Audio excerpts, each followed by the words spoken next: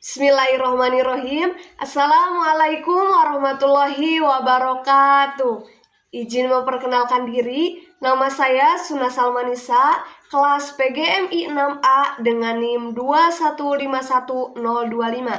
Pada kali ini, saya akan mempresentasikan sebuah makalah dengan judul Kawasan Teknologi Pembelajaran untuk memenuhi tugas ujian tengah semester pada mata kuliah Media dan Teknologi Pembelajaran.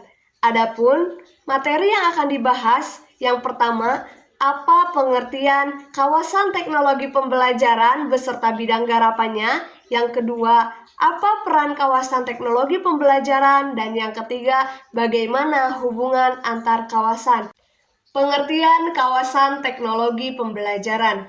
Menurut definisi H pada tahun 1994, teknologi pembelajaran adalah teori dan praktek dalam desain, pengembangan, pemanfaatan, pengelolaan, serta evaluasi proses dan sumber untuk belajar.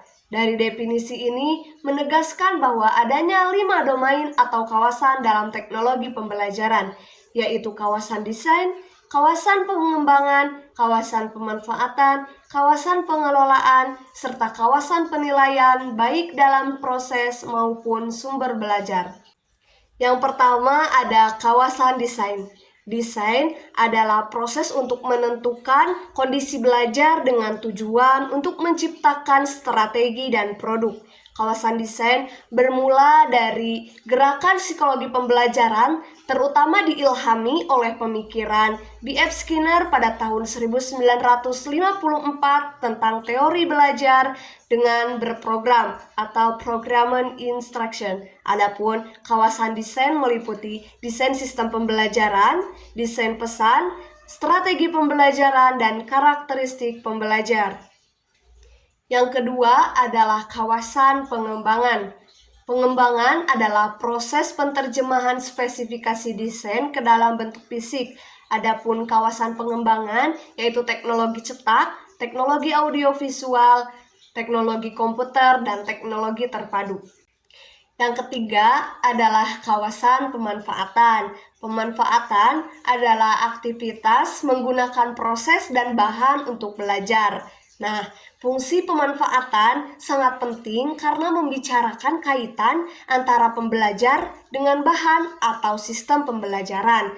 Kawasan pemanfaatan meliputi pemanfaatan media, difusi inovasi, implementasi dan institusionalisasi, serta kebijakan dan regulasi. Yang selanjutnya adalah kawasan pengelolaan. Pengelolaan meliputi pengendalian teknologi pembelajaran melalui perencanaan, pengorganisasian, pengkoordinasian, dan supervisi. Kawasan pengelolaan bermula dari administrasi pusat media, program media, dan pelayanan media. Adapun kawasan pengelolaan meliputi pengelolaan proyek, pengelolaan sumber, pengelolaan sistem penyampaian, dan pengelolaan informasi. Yang terakhir adalah kawasan penilaian.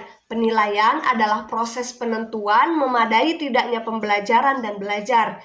Kawasan penilaian meliputi analisis masalah, pengukuran beracuan patokan, penilaian formatif, dan penilaian sumatif. Selanjutnya, apa peran kawasan teknologi pembelajaran? Menurut definisi Lupicini pada tahun 2005 tentang konsep kawasan teknologi pendidikan, yakni suatu tujuan yang berorientasi pada sistem pemecahan masalah yang memanfaatkan peralatan, teknik, teori, metode dari berbagai bidang pengetahuan untuk merancang, mengembangkan, dan menilai efektivitas dan efisiensi sumber manusia dan mesin dalam hal untuk memfasilitasi dan mempengaruhi semua aspek pembelajaran. Yang terakhir, bagaimana hubungan antar kawasan? Hubungan antar kawasan bersifat tidak linier, hubungan antar kawasan bersifat sinergik, dan hubungan kawasan dalam bidang bersifat saling melengkapi.